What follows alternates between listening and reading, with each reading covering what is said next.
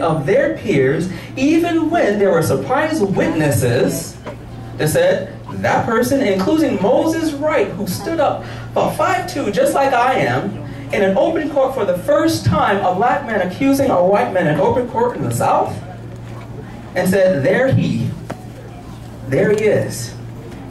And guess what? He had to leave Money, Mississippi, never to return again for the fear of his own life. But that funeral, the images that were in the magazines that she authorized, that she had an open casket funeral so that you can see, she did not want the funeral people to do anything to his face, to his body. She wanted people to see what racism can do.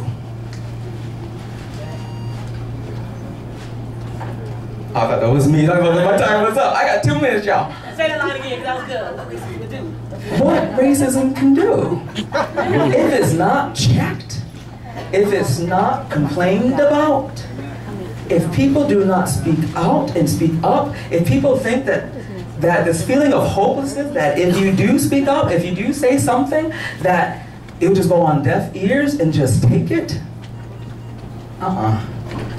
we got to do something about this racial violence that is going on, including interracial violence. Because it's not just them against us, or us against them. Sometimes it's ourselves against ourselves. Interracial violence. But one thing that we can learn from Mamie, who was the mother, is that she was so sick and tired of seeing, because this was not the first time that this had happened. In fact, one of the NAACP field agents went into Money, Mississippi. He was masked as or disguised as a sharecropper, and was talking to them because he was from that area. And he realized that this had been going on for decades. The one thing that didn't happen is people did not speak out about it.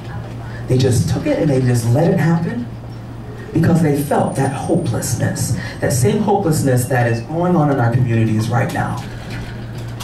So, what lesson can we learn from her? Speak up. Speak out. Complain. Complain. Even when people are ignoring you, complain anywhere. Complain even louder. Or else.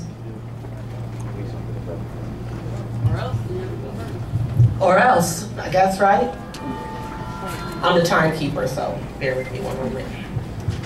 What I want to talk to you about today is about language, and the way that we use words, and the way that we communicate our ideas about people of different colors, and about ourselves through what we say. Language is a carrier of culture, but it's also a means of communication. Language in and of itself is neutral. A table doesn't mean anything until we assign a value to what a table is. So when we look at the way that we operate with people, the way that we identify ourselves, and the way that we allow people to address us, and the things that they say to us to sort of demean who we are, and sort of minimize the things that we do, in a smaller sort of way, you understand this when people say, oh, you go to MCC, okay. Which campus do you go to? Oh, you go to David. That's the ghetto campus. That's the black campus. They steal your coat on the way to class? Did you get stabbed? Somebody asked me that the other day.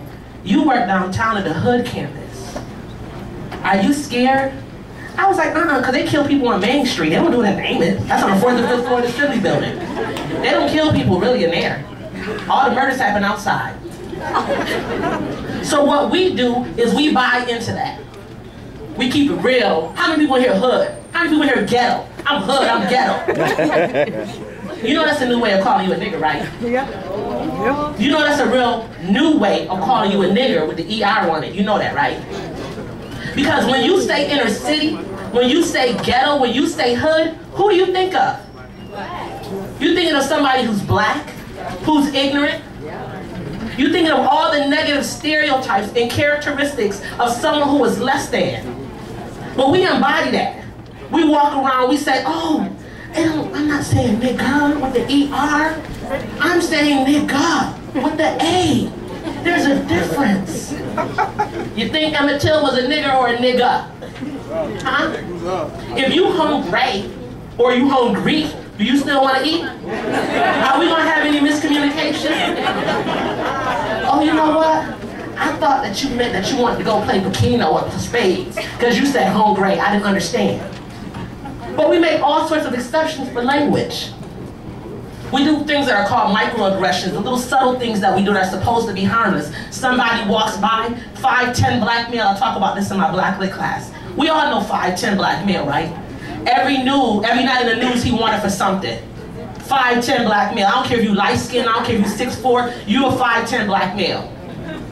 When you listen to the news, the language that we use, when a black person has committed a crime, there is no distinction that he could be somebody else because they say black. They let you know by the words that they use, black crime committed, black person committed this crime. Suspect was a black male. If it's any other race, perhaps maybe Latino, they might say that. But if it's somebody white, that wording is not gonna be, and you kind of dig around, you gotta look for pictures, you gotta do some investigation. Because when you hear the word black, black means trouble, right? People say, oh, you work under those black students. We listen to the word black and we hear it as something that's negative. All the bad guys are black. Black cats, we go the other way.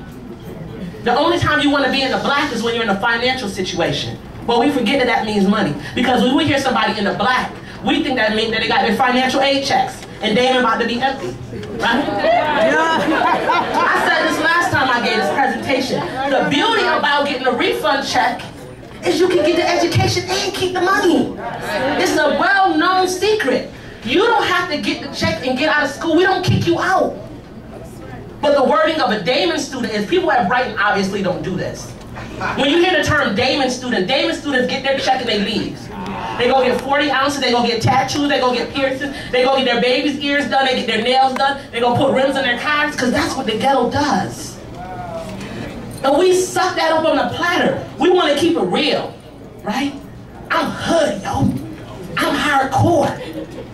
Yo, son, I'm authentically black. Right? That's what we say. Yo, son, you don't keep it real. First of all, I'm a girl, I'm at my job, I'm a college professor, I don't know how to keep it real at a job. But we have this idea and these concepts, so we buy into these labels that people have. We say we ghetto, we say we hood. You live in the projects, but you got a big car with rims, you hood rich. Right? And we pride ourselves on that. Yo, son, I'm blacker than black, I'm real black. Somebody told me the other day that I was married to a real black man. They was like, oh, you married to a real black man? I was like, what test he took? One of my students told me because I like guacamole that I wasn't black. Now I gotta study hard because my black card under review for next year. I gotta learn how to double dutch. I gotta learn how to play spades. Gotta learn how to drink all the chicken, eat all the chicken wings and drink all the Kool-Aid. We do that here. Last year there was a big uproar. We had to fight the powers that be because they said that Damon City campus and Brighton students wanted to see a band called Nappy Roots.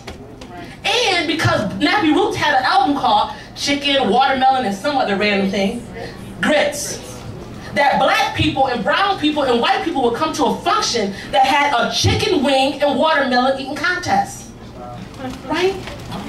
And the best of the niggas wanted to be there. Right? They wanted to sign up first. I'm about to get a meal, son. Right? We wobbling, right? We dug in. We want to be the first of the line. Because somebody said if it's on a college campus, then it's right. Enough of y'all didn't get mad. You know who was with me? Professor Chen and Professor Giovanelli. We had to go fight the powers that be to tell them that having a chicken wing and watermelon eating contest was racist. Anybody got a computer right now? Google chicken and watermelon, and I bet you President Obama's campaign photo comes up. Wow. His campaign photo. We talk about words. He's labeled the food stamp president. Right? They call him a tar baby, a porch monkey. These are all antiquated terms. When you say porch monkey, you're not talking about Curious George, right? Or grape ape, what's that, Magilla gorilla? You're not talking about none of those simians, monkeys, none of those things. You're talking about black folks. But we say, oh, you know what? I'm gonna call myself a nigger because what I said, it takes away the pain. It don't mean nothing. You know why? Because y'all done drunk the Kool-Aid. We somehow have forgotten that when we call each other niggers, and we do it to white people too. Oh, that's my white nigga right there. Yo, he cool. He cool. He like, yep, I am his white. Oh wait, let me look around. Hold up. I am his white N-word. I am. And we get mad if somebody calls us that. Right?